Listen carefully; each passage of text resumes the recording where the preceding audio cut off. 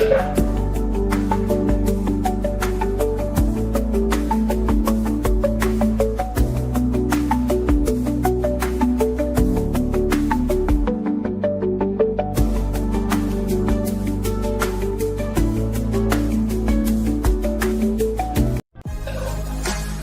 Football Social Club is brought to you by McBookie.com. Take a lookie at McBookie today. Evening, everyone. Here we go again. It is the Scottish Football Social Club on Premier Sports with our partner McBookie. It's Monday night and so much to get into after a really good weekend of football. A couple of big derbies played as well, and loads of guests to come over the course of the next 45 minutes, an hour maybe. We'll see how long we go. Of course, Alan and Michael here. As always, Michael looks a little bit rosy. What have you been doing that you've not been out in the sunshine, have you? It's just the lighting, Darryl. Yes. Mm-hmm. Rumour has it you need a new 8-iron. That's what I heard. No, vicious rumours, Alan. Vicious rumours. Again, okay, fair enough. Michael v Golf. That's another podcast. That's another show altogether. Anyway, let's get right into it. Delighted to tell you, after I know Alan and Michael enjoyed their day yesterday and saw a really good game of football, delighted to say that the Dundee manager, Tony Docherty, is joining us on the show tonight. He's waiting in the wings. Let's bring Tony in now. There he is. Never a day off, Tony, eh? International break. What international break? What international? That's what I get told as a manager. You can never have a day off and you can never have an off day. Absolutely right. But listen, today must be a good day, especially after yesterday. There was so much to like about that performance and that win. Yeah, I was really pleased with the effort shown by the boys. You know, I thought it was an important game. You know what derbies are like. And getting into it, you know, I felt we did a really good training week. You know, after the disappointment of the Hearts game, I was really disappointed then because I thought, you know, we took a brilliant travelling support through there when we got the game to 1 each. I thought it was there to win. So it was important we picked ourselves up. So we had a good training week. And the Monday we actually had a day, Michael, just like yourself, with a golf day to get the boys together. And then with a Tuesday, Wednesday training, with Thursday off and a 2-day lead into the game. And I felt, you know, that way, getting into the game, knowing how big it was, you know, it was a massive game. You know, the Dundee United manager has said that as well, biggest game of the season. And I just felt, you know, sometimes, you know, the boys are in a good place. I thought we attacked the game really well. We were front foot right for the first minute, I thought. And in the first half display, I thought we were outstanding and we managed to see the game through. So, yeah, it was a good, really important win and hopefully something that can now springboard for us going on to the rest of the season. Just watching on, Tony, it felt to me like your players just gave everything from the first whistle. Every duel mattered in the contest, just like the last derby. But it's like they were playing for, I'm not saying their own futures, but the top flight future, certainly. They completely understood what was on the line. I think the boys will tell you that. You know, anytime you play in a derby, but be it the Dundee, the Edinburgh, or the Old Firm, you know, it is about winning duels. You know, a lot of, and for me, it's very much about kind of simplifying the game for the players and making sure they focus on winning their duels. And I think you can see that. That's our fourth, you know, derby this season. We've won 2, drawn 1, and lost 1. And I think this one in particular, you know, we won the last one in the cup tie, but this one, the way we attacked the game, I could see there was a real intent for the players. And you're right, that's the way we dressed it up. I simplified the game to make sure it was duels, make sure it was winning your battle, you know, getting it wide, getting crosses in the box and being set behind the ball. And I think we executed that really well. We had a game plan as well in terms of how to get in against Dundee United defensively, and I thought we executed that really well. And I was really pleased that the boys got that reward for their performance. Tony, I'm sorry, Darryl. I was just going to say, that first half performance in particular, is that as happy as you'll have been all season long, perhaps? There's been good performances this season, Mikey. You know, there's the 4-1 against Hibs, for example, at our place, the 4-1 against Motherwell. There's been really good performances, and in terms of goal scoring, I think we're still the third highest goal scorers in the league. So I've been really pleased with, you know, a lot of the performances. You know, we've had a blip, there's no doubt about it. The month of February was really, really bad for us, you know, and it really quite a turbulent time. But in terms of performance levels, I would say I was looking for a 90-minute performance off the boys, and I was looking to get a real foothold in the game. And I thought when I seen them, you know, at the start of the game and attacking it and really getting a toe to every second ball and winning every first header, it did please me. It really pleased me. I thought the boys took on all instruction and they showed that there was a real desire to win the game. And Tony, sorry, obviously the Hearts game where it ended up 6-0 and how that clearly had an impact on the team. I presume you're obviously looking at this game and hoping and expecting that can have the reverse effect in terms of galvanising and giving the team a whole load of confidence with the experience and quality that's back in the side now. Absolutely, you're right to say that, Michael, because I think getting into that Hearts game, we were in good form at that time, but as I said to you guys, he's covered a few of the games. We were still really struggling in terms of injuries. The injuries I've had this season too, and it's not just normal, it's the experienced players I've had, most of the time. Trevor Carr, Joe Shaughnessy, Clark Robertson, Jordan McGee, Antonio Portales, Scotty Fraser, Ziad Larkech, and these are players that would grace any top 6 team in the Premiership, I think, and we've had to do without them, and we were getting by. But we've been doing relatively well. I thought the month of January was decent, getting up into that game. We just beat Dundee United in the Cup. We were due to go down and play Celtic. And I don't know if you remember, the game was called off because of wind. Yeah. So we then went into the next game against Hearts, and I described it as an anomaly. I didn't see it coming. But when I reflect on it now, it was a knock-on effect for, that lack of experience in the side. We'd get by, and we went a wee bit of tailspin, from that. I've got to say, that the rearranged game with Celtic on the Wednesday after the 6-0, and we lost that one as well. And then we managed to beat Aberdeen in the Cup, but with another 3 losses in that.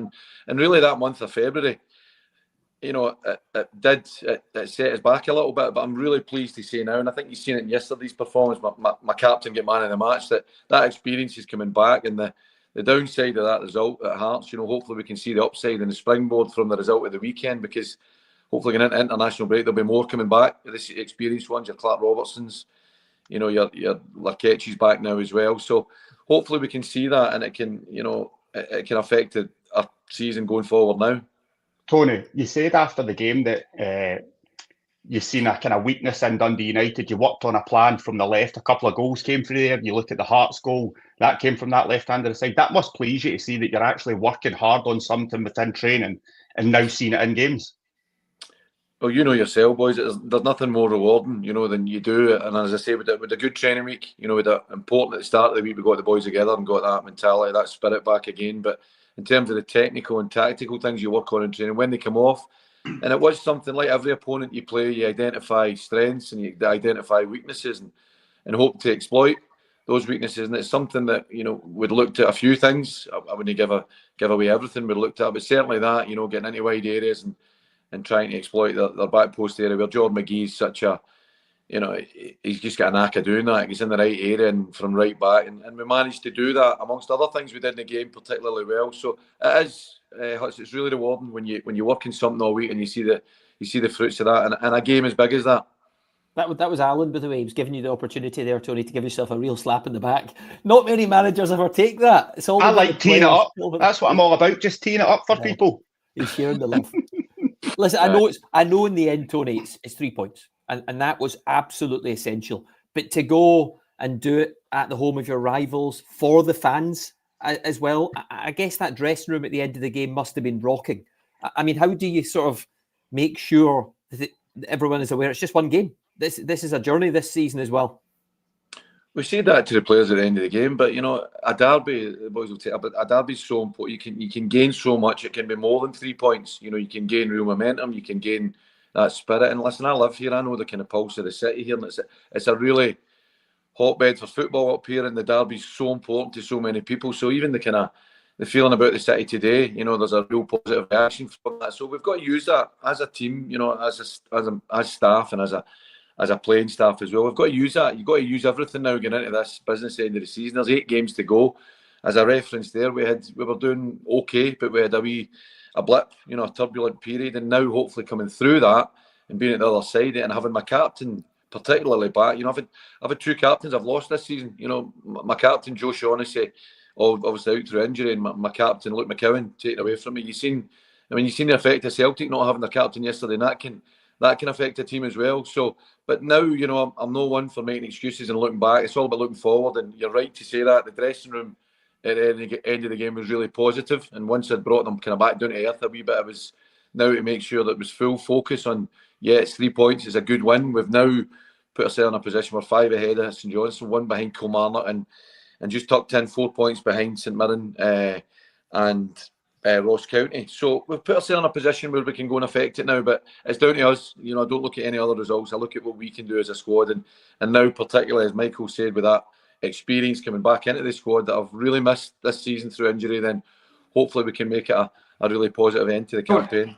Tony, see, you've touched on the captain, Joe Shaughnessy, there as well, and I'm intrigued to find out what is he like. We know what he's like in terms of his importance on the park, defensive instinct, winning headers. You spoke that last week you were away playing golf, you were trying to get the team together. Is he somebody that pulls the team together, or is he more somebody that leads by example on the park, or is he a bit of both? He's both, Mike. It was my first signing when I got the job, for a reason. You know, I worked with Joe as a young player at Aberdeen, and I know his mentality and I know his leadership qualities, and it's something that, you know yourself, you either are a captain or you're not, and he's been a captain at various other clubs, St Mirren and St Johnstone, for a while, and he's just the type of individual that he's inspirational. I've got to say that, and even the way he's attacked his rehab and get back earlier, he sets standards every day. You guys will know the best captains you've played, or you've been a captain. It's setting standards every day and making sure you never fall below the standard, and don't allow anybody to fall below that. And it's hard to maintain that. You know, we came in and did the exact same. He was fantastic when I gave him that role and drove the team on, set standards on a daily basis. You know, was really, really instrumental. And it's important, you know, all through my career, even for example, being at St Johnstone with Derry and all that, and Aberdeen, you think your captains like your Jody Morrises at St Johnstone, your Graham Shinnies, guys that when you walk out the dressing room, you know the message is going to be carried on to the players, and that's what Joe Shaughnessy is at Dundee Football Club, and that's why he's been missed so much. And it's no coincidence, in a big performance like that yesterday, he picks up the Man of the Match award when they threw 4 strikers at him. You know, they ended up 4 centre forwards had a go at him, and he managed to see them all off. And it was a great day for him, because I've seen how hard he's been working. But it's hard when you're not playing to have that effect that you have. But when you're back in a team like he was, he came on the second half against Motherwell, and I think you see, you know, the significant role that he plays. Standards, by the way, I try and set them every week in this show, Tony. It's just really hard with these two and Michael on a Monday night to get them going. But I don't envy you, mate. I don't envy you at all. Darryl, especially with his self-portrait behind him. Quite liking that one. I'm happy you mentioned that, Al. I'm getting worried. I'm zooming in on that now. He's got to run out of rooms in this house at some point. He must have some mansion, Tony. It's a different room every week. I was desperate to get that in. We're in the West Wing at the moment, aren't we? Yes, exactly that. We're in a different house. It's a different house. Oh my Lord! Hey, stop it! Right, listen. Before you go, let's just have a look back at the highlights, because we've got all of the goals, all the key moments in the game. It was 4, Tony, but just talk us through some of this, because you know it could have been more. I mean, it was inches from more. Aye. Again, here's something that would work. Josh Mulligan's such a powerful runner, and as a number 8, he made that run numerous times. Unfortunate there, but Lyle, I thought the 2 of them playing as number 8s were fantastic. Just perpetual motion and good quality as well. Here, listen, don't start me. You're offside. Those ones they are. It's ridiculous. But let's move on. Well, there's when lots have you to ever like scored? anyways. When you ever scored a goal with an elbow? But anyway, so exactly. and this is something that we did work on, exploiting that weakness at the back post and overlapping runs in the wide left area, you know, to try and get us in. And again, you know, I thought that how Simon missed this, I don't know, but it was just an onslaught at this stage. You know, we were continually in their half, and our forward players and Tiff, you know, Adewumi, Simon, and the 2 number 8s, Mulligan and Cameron, really didn't affect it. And we Tiff, you know, gets into good areas. It's a mistake for the goalkeeper, I know that, but you know, it's a good strike, and that just was the way the game was going all the time. This was one wee bit. It was the one mistake we made in the game. The 2 wide players changed without communicating to the rest of the team, and they managed to get out for right fullback and got it to Middleton. It's a brilliant finish for the boy, brilliant. But again, we picked up, and there's Josh making that run again, and what a finish for Jordan McGee. But again, as a fullback, I had that. On. Some finish. Go on, Tony. Alan was just saying as a fullback he wished he'd scored a few like that. But go on, continue, please. Aye, I remember. No, this year I thought we Lyle have fouled him here, and George was just tucking in there to, you know, try and help his defenders. But you know, it takes a deflection, and at that stage, you know, it's important that then make sure we see the game out. There's Joe again from a long throw, nearly scoring for the second phase of that. And this was the most pleasing bit for me. You know, seeing all the attacking play, the clinical way that we played. But you know, we've been up for a lot of criticism this year in terms of defending, and I thought we defended well. We limited them to these chances that you're seeing here, and here just the battling qualities again. Our 3 against their 3 are wanting it more, I think. Simon into a good area, and the boy puts him down. And I thought it was really fitting. You know, the last kick of the ball goes to Simon Murray, and he scores the winner in the derby. And he loves it, Tony. And does he his celebration. Absolutely loves that fixture, doesn't he? In the big moments like that. He does. And listen, it's the reason why I went to such lengths to sign Simon Murray. He's such. You speak about Joe, but he's such an inspirational figure himself, and he's a fan. You know, you can see that. But that kind of. Tell me, why did he get booked for that? It's ridiculous, isn't it? Why did he get booked? A guy. He didn't even go past the 18-yard box. I know. It's embarrassing. And earlier on in the game, a boy he's just been hit with a missile for the crowd. You know what I mean? He's making a point there, you know. And I agree with you, Mike, but there's no way of reversing it. And I hope I've not looked. That puts him on a wee threshold where it could cost us, you know. So I didn't understand that myself. I never had the opportunity to say to the referee, but you know, I thought it was ridiculous myself. See with the offside as well. I know you're not going to talk about it, but just as a general thing, Rory Hamilton and I were talking about this, and it's actually, I thought it was Rory's idea, and I think it's not a bad one. But see when it comes down to somebody's like left toe is offside and it's disallowed, rather than trying to completely rip it up and start again, how about if you even just went with, if that part of the body that is so marginally offside is what touches the ball, then he's offside. But in a lot of cases, somebody's like left toenail is offside, but it's got nothing to do with it. Somebody flicks it on with their head. Their head wasn't offside. No. You know, like, let the game play. Let the goals stand. I agree with that. No material effect in the game. We'll send you the notebook on that later, okay? You can try and work out what he's talking about here. No, I agree with him because I mean he knows exactly what I'm talking about. I do. I know. And listen, I felt we scored 6 good goals in a derby, and 2 of them were chopped off for me for ridiculous. You know, it's a tactic when there's a goalkeeper's kick for a striker to be in behind to get the defenders looking, and it's marginal, and it really doesn't affect the goal and the play that leads up to the goal, and just for me it's. Listen, I'm not going to let it taint what was a fantastic day, but we scored 6 good goals, I thought. Yeah. I've said for a long time, Michael Allen, you know, I don't know why they don't just build a margin of error in to these decisions, and it gives you like a 6 inches or something to play with because they're so tight. Sometimes, but then people are just going to say, is it 5 inches? Is it 7? No, like, they're just going to open up a can of worms. If you always built the same margin of error, Alan, and if you always gave whatever it is, 2-3 inches every single time, then But it's so hard to mark, even with VAR that we've got in Scotland with a limited number of cameras at times. It's so hard. Then they'll just argue over it. I know. So it's rubbish. It's a thought, and it's been mentioned in other leagues as well. Tony, we're going to let you go in a sec, mate. But just when you look at the fixtures to come, I know you've got some tough games still before the split. I take it you're very much looking up now, looking up the table. Why not? Well, with that result just makes it a wee bit tighter now. You know, as I say, we did a poor run of results. You know, absolutely, but we've managed to get it back, and now we've pulled that together. As I say, we're 5 ahead of St Johnstone, 1 behind Kilmarnock, and 4 behind Ross County and St Mirren. And we play St Mirren in one of our 3 fixtures. It's Rangers home, St Mirren home, and Hibs away. So, yeah, we're very much looking forward to it now. It's a wee bit of momentum that hopefully we've gained, and with other experienced ones coming back, hopefully it proves pivotal for that business end of the campaign. Brilliant, Tony. Super stuff. Listen, thanks so much for giving us your time this Monday night. Hopefully you get a wee bit of a break during the international week or so and rest up, and we'll go again.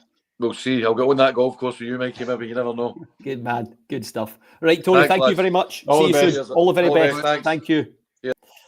Right, guys, we'll crack on. So much to talk about, by the way, and we've got another guest waiting in the wings. We'll bring him in a few minutes' time. But just briefly on Dundee United, Al, I mean, they looked shell-shocked at times in the game. Jim Goodwin having said going into the match, biggest game of the season, to play the way they did in the first half.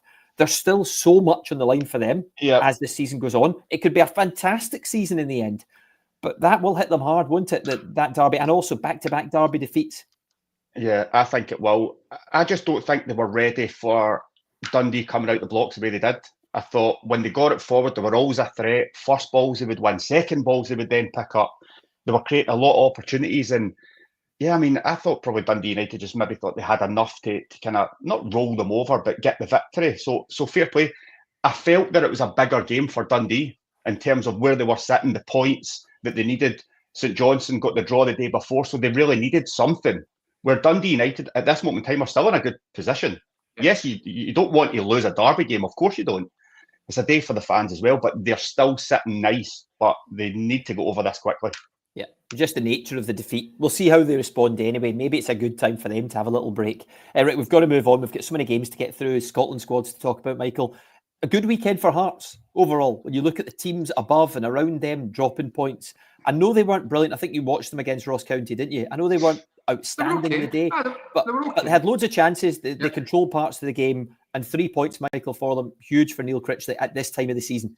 Massive. I mean, look, Hearts were never in any danger in this game. Yeah. It wasn't like it was a game where you felt like they were ever going to be losing it. But when it's sitting at 1-0 for such a long period, this was a really nice goal. Lovely ball from Beningame, and it's almost like a toe poke from Kabangu through the defenders, through the goalkeeper Amisa's legs. But they hadn't created too much up until that point, and they were a wee bit slow and pedestrian in their play. Ross County just didn't pose a threat offensively. I thought they were pretty good at stifling, Hearts. That is an incredible save, by the way, from Jordan Amisa. He's been good, by the way. He has been really good. But I mean, over the piece, look, plenty positives for Hearts because they win the game 2-0. But just the bigger picture, when you're looking at where are Hearts and how are they moving forward, it still just feels to me like they're in a bit of a holding pattern. Even the way they play, the system, is that a system that will be moving into next season the way that they play? I don't think it is. So everything just feels like it's a little bit just getting by at the moment. Are they going to be able to challenge for third place? Well, they're in the hunt, but it's a bit of a long shot. I think a wee bit of a long shot. They've got tough games as well, don't they? They've got tough games, and hugely important. They got the 3 points there to get them into 6th spot, but they've got tough games coming up, and the top 6 is not a guarantee, even still, because it is so tight. And I mean, hopefully they get into the top 6. Hopefully they're in there challenging for the European spots. But there's still a lot of work to be done to get Hearts to where they really feel like they should be, and where realistically they should be, which is challenging for third spot every season. Yeah, especially because they've invested a lot in the squad. Yeah. I don't think we can get into the game in too much more detail, Alan, because we're going to press on. But just on James Wilson getting a Scotland call, are you delighted to see young players like that getting the chance so early and so young? Because even if they don't end up playing or featuring a lot, this must help them moving forward. Absolutely, and I think he deserves it.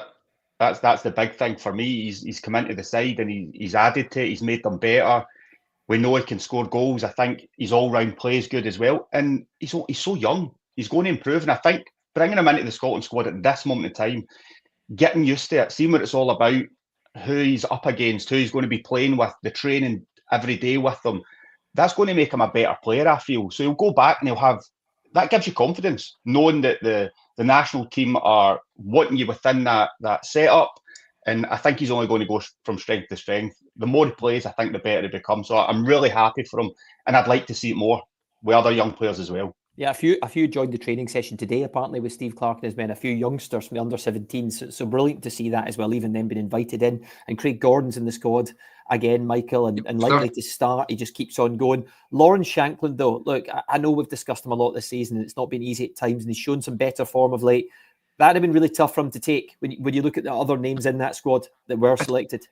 That's a sore one for him. And look, I'm not going to criticise the national team manager because he, quite frankly, has done an incredible job and it's his prerogative. But I just think to myself, what's the harm in still having Lawrence around the squad? He might not be playing, but psychologically, that's a real hard one for him to take. And I know, look, football's not a charity. You don't have to look out for everyone, but I just feel like Kevin Nisbet, That surprised you from what you said the last couple of weeks? Well, how quickly it's happened, because it was only a few weeks ago when we were obviously doing the Aberdeen Dundee United game where he scores 2 goals, but up until he scored that first goal, he was still looking like he had been for the months before, which wasn't very bright, wasn't very on his game. And then that sparked him. Queen's Park, great goal. But by all accounts, at the weekend again, it was a very flat performance from him. He's already been called into the national team. So, I mean, look, every manager's got their own ideas. They've got different opinions with different players. I feel for Lon Shankland. It's not been an easy season. But I also don't think that where he's playing at the moment is helping him. It's like somebody that's fallen off their bike and they're either not wanting to get in the bike or nobody's actually putting them back on the bike. He needs to get in the box. Play in the box. This guy is an absolute goal-scoring machine. Natural goal scorer. Would you just tweak it, Michael? Let's say he's playing that number 10 role. Would you just tweak it and put him as one of the main strikers and one of the other two could... Because one of the other two could easily play that role as well. Yeah, but also, James Wilson's so young. He doesn't have to be playing every game. And Lawrence, you need... I mean, look, there's a bigger debate in terms of what's going to happen. Where is he going to be? Are they looking out for, how he's going to be next season when he's not even going to be there? There's so many different dynamics there. I just don't think for him at the moment, playing as a midfielder effectively is helping his game because he's not scoring. He's not even getting chances, and I don't think that's to his benefit. No. Okay. Right. Onwards. Killie, Hibs, a game. Alan, just watching the highlights, you felt like Hibs were pretty much in control of. Kilmarnock, a late blow from them, which has obviously ended up a point apiece for them. Yeah. How did you assess Hibs? Because I guess we're talking more European terms here in this match. Yeah, I mean, I think pretty much like yourself there. I thought they dominated large parts of the game. I thought they created the bigger chances. And I think David Gray will probably look back at the game and think that they've dropped 2 points. Kilmarnock maybe got away with one a little bit in terms of scoring late on. I think the defending for the Hibs goal was absolutely shocking. But, I mean, look, these things happen. I think they need to be better. But overall, my feeling was Hibs deserved more. I think they created the best chances. See here, I understand what you're doing. You're trying to set up a set play to get a shot off at the edge of the box. But that's criminal. I mean, to leave one at the back, and if you don't block the guys that are running forward as Kilmarnock, as you see it here when it goes back. That was a huge chance to make it 2-0, and that's probably game over. Yeah, it would be. And I just think they had the bigger moments within the game and probably deserved the 3 points. So Derek McInnes will look at it and think, right, okay, we kind of got out of there with a point. We were lucky to get it, but it was a huge point. I mean, you look at where Dundee are sitting at this moment in time. Killie are only a point ahead of them. They need to continuously be picking up points. And yeah, I mean, I think Hibs will be disappointed that they didn't get all three. Yeah, when you look at that split and when it comes around, I mean, I think there's an argument to be had that whoever's in the bottom six cannot find and think themselves safe. No. Because it's that tight, And St Johnstone obviously are picking up points. Maybe we didn't expect them to pick up so many. Yeah.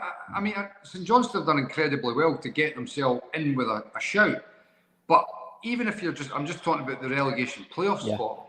If you look at, the gap and how tight it is, and for example, looking at Dundee yesterday with that team that they've got in place, that's a good team. I mean, and they've still got others that obviously are in the squad that are injured that would come back into it.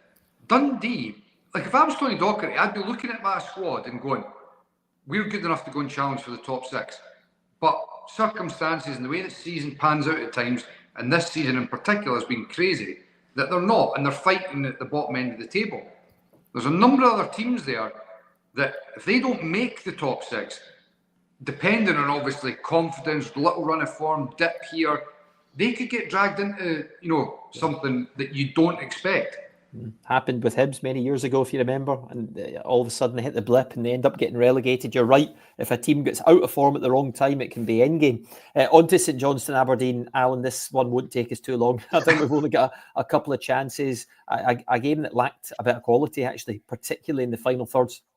Yeah, I mean, I think that's what it was. It was a difficult pitch, I think, to play on for both teams. You can't even really see it there, but it wasn't ideal. Mackenzie Kirk, probably that's one of the biggest chances. Yeah, it was a real good save from Mitov. But, I mean, just not a real great game. Not too much quality, as you said, in the final third. But look, it's one of them. It happens. You try and get out on top. You try and get that goal that you need, but it just wasn't to be for either team. So, look, it's another decent point, I think, probably at home for St Johnstone. Aberdeen are still up there in it, fighting for third. So, look, it's going to be, as Michael says, a massive ending to the season at both ends. There's so much to play for at this moment in time. Huge travelling support. Yeah, I mean, there was, Yeah. and they've seen their team so up and down Yeah. at times, Michael. But Sockler was back in the bench. Maybe that'll help in the forward areas, creating chances, scoring goals. And St Johnstone, look, since we've last spoken, into a cup semi again, brilliant. And maybe they can kick on and use all that momentum. We'll see what happens. Motherwell 2, St Mirren 2. I'm not sure if you saw this comeback coming, Michael. Well, I mean, the key to this was obviously Slattery getting that first goal to make it So 2-1 soon, yeah. so quickly after Phillips scores that hitch kick, bicycle kick, call it what you want. That was the key moment for me, to get themselves back in touching distance so quickly. Deflection for Boyd once first. I mean, look, ultimately, you look at, and this is what I'm talking about in terms of teams getting dragged in or potentially making top six. Motherwell, under Michael Vimmer, are looking like they're in with a shout of making the top six. Maybe a few weeks ago they wouldn't have come back into this game, but now it feels like a different team. Totally. Yeah, I think you're absolutely spot on. That Slattery obviously getting 2 really good goals, the first one there, but that was the key, getting that so quickly. I think it was, 90 seconds or something like that. Great bit of play, lovely little touch there, and a brilliant finish. And his second goal was pretty smart as well, I've got to say, to make sure that they got the draw. But don't get me started in this red card. That's the first yellow. No, it's terrible. No, the second one's embarrassing. Oh, absolutely unreal. No, I know. But see that one, I can kind of understand because it's a little bit of pushing and shoving. Well, I get it. That's harsh, Al. I know, but you can understand why when you're pushing and shoving, you get hands up and all that sort of thing. I get it. The second one where he's just 2 people have ran into each other and it's just accidental. To be second yellow carded and sent off is truly embarrassing. It's not a foul. Here it is, guys. I mean, what goes through the referee's mind to look That's at just that a coming together and think that there's anything? This isn't a foul. Like, that's not even a foul. Just play on. That's nobody's hurt. Just play on. It's either play on or potentially you have a drop ball there. You can't penalise one player over the other, as you said, Al, when 2 players literally just collide and run into each other. Absolute madness. But then you go and lose a player that you need that could be the difference for your team. And see the first one. Honestly. See the first one. That to me is just precedent where everybody just expects, oh well, yeah, it's a yellow card, give them both a yellow card and off you go. But why? Why can you not just have a quiet word with them? I know. The 2 players get up, there's Common a bit sense. of grappling, there's nothing going on. There's, nobody headbutts anybody, nobody punches anyone. They're literally just grabbing each other's jersey. Just have a quiet word, on you go. You don't need to be shown a yellow card for that. Common sense cannot prevail in Scottish football, Michael. Come on, I mean, geez, some of the stuff we've talked about, decisions the last few weeks, and it's not getting better. It is not getting better. That's the bad news at the moment. And also, by the way, if that's a yellow card and leads to a red, big Johan Mialbi would never have been on the park. I can tell you that. I don't think many of us would have. No, speaking of which, I think Johan has been patiently listening, waiting in the wings, ready to come on. When I saw the scoreline at the end yesterday, I thought, is he coming on? Will he? But he's a man of his word. So if Johan is in the background, bring him in. Oh, it is. He's on, but you're on mute. Hold on mute to get the big man off mute. Is it you? There we go. Johan, you're with us. Can you hear me now, gentlemen? We can hear you. And I like how he's wearing the blue shirt. He's wearing a nice blue shirt. You look magnificent because that's a proper tan, like Michael's golf course sort of tan. You look magnificent, big man. Thank you. That was they brought a nice smile on me, on my face, watching them yellow cards. That was just bizarre. Oh, Johan, honestly, I mean, I know we've not had you on for a few weeks, but some of the decisions made in Scottish football the last few weeks it's been the pits, the absolute lowest point. But anyway, who knows? VAR was meant to improve it all, and it's not. Listen, let's get right into it because we're 34 minutes into the show. Let's get into Celtic Rangers. Topsy-turvy game, wasn't it? One way and the next. I guess Rangers after Thursday night and their European exploits weren't sure what you were going to get, but they started the game really well, which was in big contrast to Celtic, wasn't it? It was a game of 2 halves, definitely. I have to say, very impressed by Rangers' first half.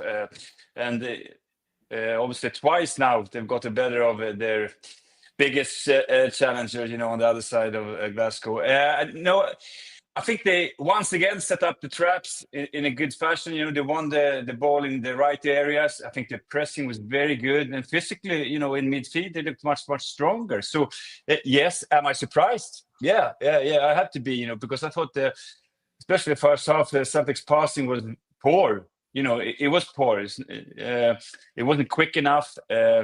Yes.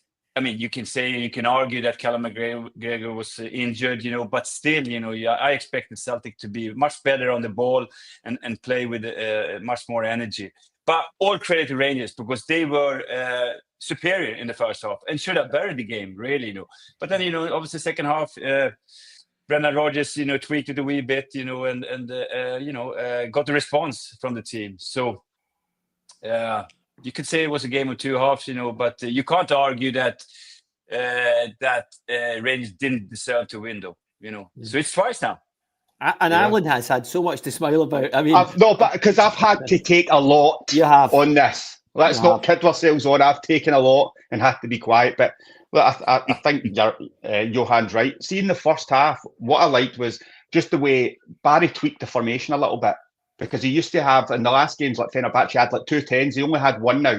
And I think that was to cover Engels when he was playing in there, as well as set traps to go and press and be aggressive with them and win the ball high. The Celtic in the first half, the passing from the back, even Schmeichel, who's been decent with his feet, the passing, it wasn't there. And I think that's because McGregor wasn't playing. You know how well he does when he comes into those little pockets of space. He gets the ball, he turns, he plays it out wide, he starts the moves. That Cameron figure wasn't there, and I think they struggled. But, I mean, Rangers overall are worried, I'm not going to lie, into the second half. After the extra time and everything, Celtic worked 2 really good goals, and I did at one moment think that Celtic would come back and win. But Big Giga Man comes on, puts one into the top bin, 3-2 win, so that was nice. It was a nice weekend. But even that you've just mentioned there, Alan, even the end of the game, as you say, Rangers look as if they're hanging on, but find a way to win. Again, a few weeks ago, you would seriously have doubted that would have been possible. I don't know what it is about the team with Barry Ferguson at the moment. I know it was difficult against Fenerbahce for big parts of the game, but they seem to have just about found a way to get through these big tests and the testing moments. And as I say, what a week you've had, what a week Rangers have had to get through to another quarter-final in the Europa League and to go and win at the home of your rivals. I mean, that's a lot of credit to Barry Ferguson, isn't it, Alan? Yeah, I definitely think it is. And he's getting so much more, I feel, like the players. You think of like Raskin's performance, Barron as well. Like, they're looking at this guy who's a club legend, and they're like sponges. They want to take everything in that he's saying. And Barry talks about character and desire and what it's like for everybody to wear the shirt. And yes, it can be heavy at times, but you have to deal with that and you have to keep moving forward. So you're starting to see a bit of a steeliness that I don't think was there previous, which is going to help them moving forward. But again, there's some huge games coming up. He'll chalk this one off to brilliant, well done. But we've got more on the horizon, and they need that consistency. It's not about, can we just get up for this big game or that big game and you drop off. It needs to be week in, week out, and that's what he needs to instill into these players. I know, Johan, that tactics are everything, right? Especially with foreign players these days. They want to take all the information on board. But you worked with Neil Lennon at Celtic.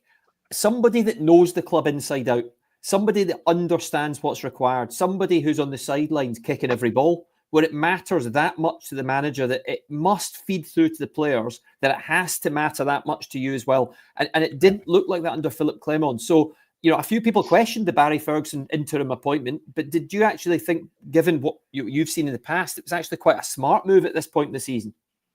No, I do. I think it's very similar when Neil Lennon took the job or got the job, like Barry's getting it now, because they're both club legends, and Barry's definitely going to instill pride and character. That's what he's all about. I agree with Alan as well. He showed some, tactical awareness, and to tweak it a wee bit, to coming into this game. So you need to give him credit, and when you come in the middle of the season, or even the last third of the season, it's just that much you can do tactically. You need to install.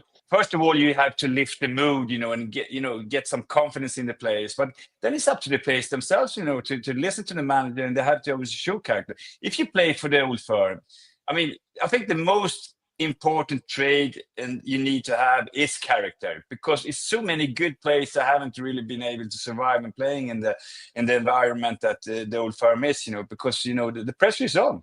Yeah, just on the Celtic side of things again, Johan, because having lost to Ibrox, and I know they're 13 points clear, the league is in the bag. Brilliant football they played in the Champions League. So unlucky against Bayern Munich, by the way. It's been a season of progress, but to go and lose at Ibrox the way they did, and then for Rangers to come to Celtic Park and win, regardless of where the league standing is, if you were in that dressing room, how much would it have hurt you? God, I would be fuming telling you that. No, I think it's interesting, though, this, because, yes, I know it's all about winning trophies. So in that sense, Celtic's got the bragging rights.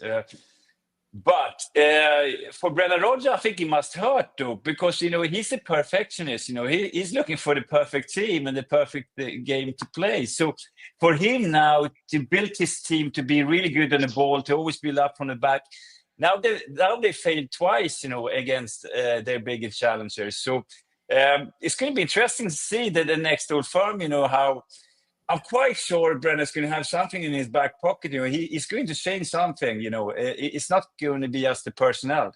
So, in the end of the day, it's probably good to, in this season when it looks like Celtic is, I'm not saying winning the treble, but have a good chance to win the treble. But they're definitely going to win the league. I'm sorry, Alice. It's too late to start. I knew that a while ago, to be fair. Yeah, Johan. I know. So it's September. It's probably good in that sense, that these two defeats are coming, because it is a wake-up call to not get, like a fat cat and think everything is just, a happy days all the time. So, no, I'm looking forward to the next one. Yeah, Michael, you know Brendan Rodgers pretty well. He'll be bruised by those two defeats, regardless of league table position. But I just wonder how it might be helping shape his transfer plans moving forwards. Obviously, there's areas of the team that can be addressed, but sometimes when you suffer that kind of defeat, you learn a lot about your team and you also start forward planning to make sure these things don't happen again. Yeah, I mean, look, without trying to level all this on, a couple of players that are missing, I do think it was incredibly, forget about Callum McGregor for a minute. I think, see, when you're looking at, and this is not to level huge criticism on Narovski, but he never looked comfortable in possession. And a lot of that was down to the way Rangers set up, as Johan was talking before, setting traps, shutting off passing lines, just planting seeds of doubt in their mind, and you could tell there was a nervousness in his play. He's not the most comfortable and cultured on the ball anyway, and he didn't have those easy passes just to build his game, and it never looked controlled. And Rangers were very good at then winning balls, breaking, and they never really looked like they were controlling the game as Celtic normally would. So, to answer the question, yes, it's going to implant, I would imagine, some ideas in terms of where they need to, have a... Yeah, because what if Callum McGregor gets injured? Yeah. Well, I really, really like Luke McCowan, but I do think that he was on the periphery of the game. Again, somebody that maybe just didn't look fully on his... And that happens at times. I mean, look, everybody has a bad... He didn't have a bad game, but everybody has a game where they don't have the impact they would want. And he wasn't alone in that. But if you look at the spine of the team, clearly centre-half was an issue. And I think it brought a nervousness to the whole defence. The middle of the park, Callum McGregor was missing. And it impacted the team. And then centre-forward, Maeda's done brilliantly. But it's no surprise that, obviously, makes the change at half-time because Nicholas Kuhn's gone off the boil in the last few months. He's not having the impact. And bringing on Adam Ida, who... took a bit of a chance when he first got into the team, scored goals at Villa Park and was looking at, but he's still in the same position he was before Kyogo left. He's still the second choice. He's not the main man. So that spine of the team is clearly somewhere that he'll maybe be looking for reinforcements for when, if some of their key players are missing. They need to make sure that they're not dropping levels. But I think a lot of this goes to credit to Rangers the way they set up. I thought they were, they had it on point. And you talk about why the Rangers struggle against, other teams domestically. It comes back to what Johan's talking about in terms of character. There's so many of those Rangers players that, to me, naturally just aren't those intense, energetic characters that basically just win at all costs. And it's taken somebody like Barry Ferguson and Neil McCann and Billy Dodds to go in there to just be on them, to constantly just try and hammer home that point to get a reaction out of them. I just don't think it's natural to a lot of that team. And that's why I think, coupled with some of the tactical things, I think the biggest thing is just an actual desire from some of the players. Yeah, which was obviously missing at times this season, Alan. Maybe a bit of tough love in the dressing room. Alan McGregor, a bunch of guys in there, the three that Michael just mentioned, who understand the club. You know, yeah. Well, listen, why are you laughing when I mention Alan McGregor? Going, he might have had a huge impact. Alan. Because I could see Huts working. It's the one thing, we all know Alan McGregor and what he's like, and he can be very angry at times. So I'm sure he would have had some things to say. But Fergie's the same. I played alongside him for a number of years, and he demanded the best out of you always in training. He tested you in training. He challenged you in games to be your best and give everything, no matter what, because he did.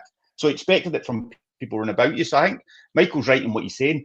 I don't really think the players were getting that from Philippe Clement. Yes, they were maybe being told what to do tactically and do this and that, but you need to have that, first and foremost, that desire to want to run through a brick wall, do the hard yards for your teammate. And we just don't see it enough, but we have in spells in recent weeks. And by the way, I mentioned Alan McGregor, but I don't know what he's done with Jack Butland, but obviously Jack had a few mistakes. And even since the regime changes happened, he had a couple. But the last 2-3 games, I mean, what a role he played getting them through against Fenerbahce, and obviously made a couple of big stops against Celtic as well. Let's have a look at some of the highlights then, starting with Nico Raskan's goal. Raskan in his form that you've talked a lot about this season, Alan. He's in the Belgian squad now. It's being noticed internationally. Yeah, and look, I think he's definitely stepped up. He's shown that he's more than capable. I think he's got that leadership quality within him. I think we are starting to see it. He just hit it now. I know he's stronger foot's left, but I just felt that if he was to take that earlier, there's a good opportunity for another goal. But this was the one that I liked the best, because it actually starts from a throw-in on the left-hand side, and Rangers work it really well over to the right. Nice ball in from Tav, flick on again from Raskin, who makes a real good run, and then they get the goal from it. But you know Celtic and what they're like. They're going to come at you. They're going to put you under pressure. You're going to need your goalkeeper, your defence to stand strong. And they were always going to create. That's an unbelievable stop. I mean, Butland's got no chance with that one, but Sterling just to hook it away. And yeah, I mean, I just thought overall they fought for it. The desire was there, and they deserved the victory in the end. But Celtic, of course, have got quality as well, as we see. Yeah. Johan, so much quality. Another day, a couple of them fly in. If they get back in the game even sooner, then it's a different contest quicker. But still, to score at this point, to start the second half, they left themselves a lot of time, Celtic, didn't they? No, they did. It was important, especially after changes that Brendan did, that they got back in with an early goal. And even in the first half, they had a couple of chances. Nabrocke's head is just a criminal that he doesn't score from, But here, I thought, after this, the equalizer from Atata, it was a good ball in where he runs into the penalty box. But then I thought, obviously, the momentum was with Celtic, and considering, with Rangers Fenerbahce in 120 minutes, I thought, it was only one winner at this time, But then it's a mistake from the normally so brilliant Alistair Johnstone. I mean, Carter Vickers just gets caught under it. He gets caught under it, Carter Vickers, and then Johnson slips. It can happen. But the goal in itself is just unsavable. It's a fantastic strike. Oh, the strike is absolutely incredible. The pace that he gets on it. But what an opportunity this is, Michael. You need to score. Open your foot up. No, I know I'm not a striker. I would have done the same thing. Alistair Johnstone, he was first with the winning goal. He slips. Come on, you can't slip. It's a game against Rangers. You can't slip. And then, unfortunately, and listen, I'm not going to be critical to him because he's been a brilliant Celtic player, for a number of years. But he could actually have scored, in dying seconds there. See the goal, Johan, obviously the winning goal where Alistair Johnson slips as well. Watching that again, I look at Nawrocki, and to me, he doesn't want to go and engage. But neither is he actually holding the play up, because he drops about 10 yards off. He never actually affects what Igaman's doing.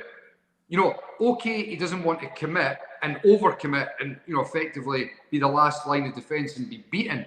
But he drops so far off. And I just think, and by the way, it's no huge surprise because he's not played a lot. And he just looked like he was nervous. He didn't want to go, he didn't want to get involved in it. He just wanted to try and almost fade away, not have an effect. Johan, what did you think of his performance as a centre half? Because he got some praise after the game, Nawrocki. Not from me, anyway. No, I didn't think he was that clever, I have to say, which is understandable. He hasn't played many games for the last 12, 14 months, has he, really? And to come in then, and be really solid and be important for the team, it's going to be difficult, It is difficult. And I agree with Mike, I didn't think he was... I didn't think he took the responsibility. Yes, he tried, but it doesn't suit him because he's not the best ball player on the pitch, and the way Brennan wants to build up from the back, it's not going to be Nawrocki's forte really, to do that, So maybe that's the disappointing stuff. Then is that then you need to be rock solid defensively without the ball, and I didn't think he was. He looked rusty, he looked a wee bit nervous, and he didn't really. Had an impact for me anyway in the defence. We just saw the celebrations at the winning goal there, Alan, and Journey running along and spraying the Celtic fans. I believe there's a police investigation under the way. Anyway, what did you make of it, Al? I didn't see it. I thought, come on. God, no, he's got a little bit overexcited, hasn't he? I mean, that's what's happened. I'll give him his due, Darryl. Him and a few others were far too busy in the press room at Tannadice celebrating. They didn't see what was going on. Michael, don't lie. No, look, I think he's got a bit overexcited, hasn't he? He knows what he's doing. He's sprayed the water. He shouldn't have done it. Because look, you know what happens? It starts a riot. We've seen that. It could have sparked a riot. It almost did. Exactly. So look, I'm sure they'll look into it. They'll do whatever they need to do, and he'll learn his lesson. And I don't understand an investigation though, because it's pretty clear what happened. It's pretty clear, aye. But look, it's been what, 5? Is it 5 years since they last won there, something like that? Yeah.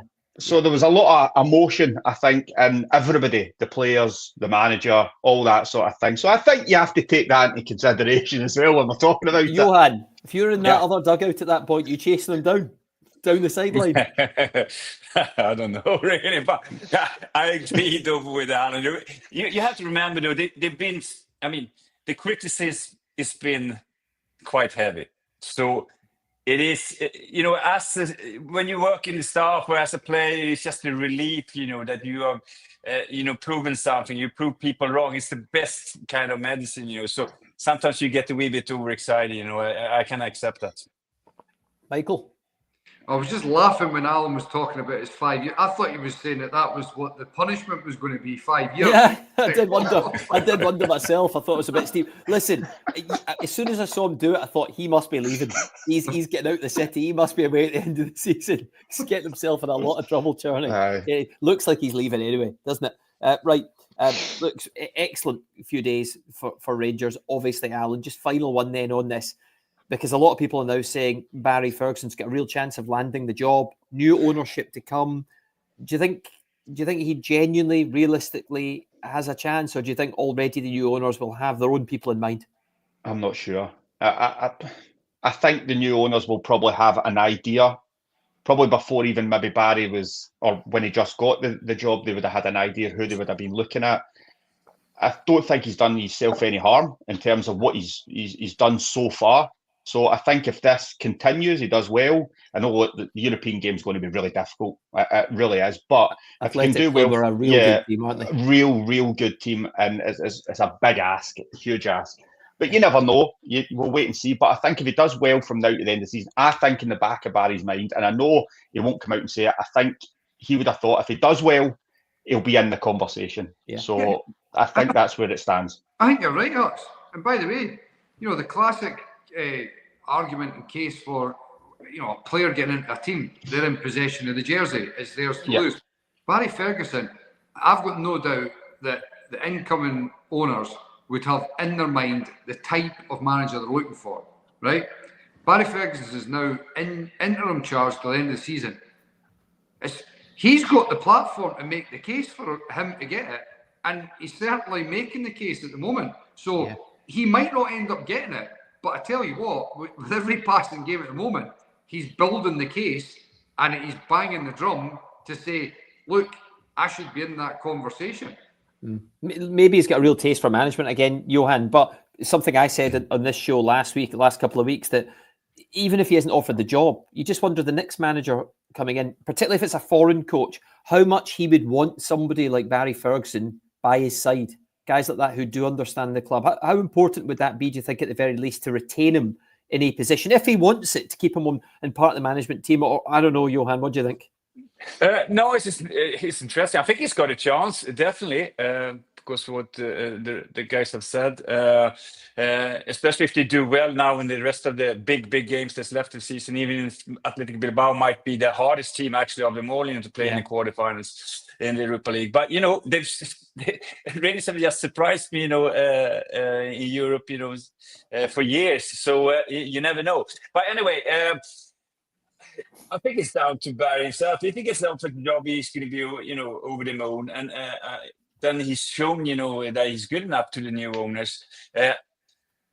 Will he then, if they get another guy coming in, will he wants to be a bit part or be in the staff? I don't know. I don't think so. Because he's now got the smell of being a manager again. He's manager for a really, really massive big club again. Then it's difficult, to take. So probably to accept being only number 2 or something like that. In the future, I would say. But for anyone who comes in, if it's not going to be Barry Ferguson, needs definitely to bring in his own people, but have good Rangers people around him, to get him to understand the club, regardless who it is. Yeah, totally. Yeah, good point. Okay, listen, final bit. Just, Johan, if you don't mind, just stay where you are for 1 second. Just want to get one final question in for the boys. I know you don't care about this, Johan, but Scotland, Greece, big international games to come, Michael. What chance do you give us? Good chance. Good. Absolutely. I mean, it helps the fact that the second leg's at home as well. I think, any of these ties, whether it's European games or international games, the second leg being at home is definitely, I think, beneficial. So, no, I think look, it's a huge blow to have the likes of Ben Doak missing, because he's been, a revelation for the national side. But you still look at the team, and I think we've got a very good chance of being able to retain our spot in the top league. Al, Scotland, Greece, Scotland all the way. Yeah, absolutely. Looking forward to it. I always like when the international break rolls round. So yeah, I give Scotland a real good chance, and like I said, good squad, and I think they can get it done. What he likes most about the international break, Johan, is he doesn't have to see us next Monday night, because he gets a break from us. I'll miss you, I promise. I'll miss you, I promise. I wouldn't be signing in anyway. Listen, Johan, thank you again for coming on the show. Maybe we'll get you on in a few weeks again after the next Rangers-Celtic game at Ibrox. Yeah, I will be delighted. Good. Maybe you'll be smiling after that one. Johan, you're a gentleman. Thank you very much. Michael, Al, thank you as always. We'll see you in 2 weeks' time on the Social Club. Bye for now. The Scottish Football Social Club is brought to you by McBookie.com. Take a lookie at McBookie today.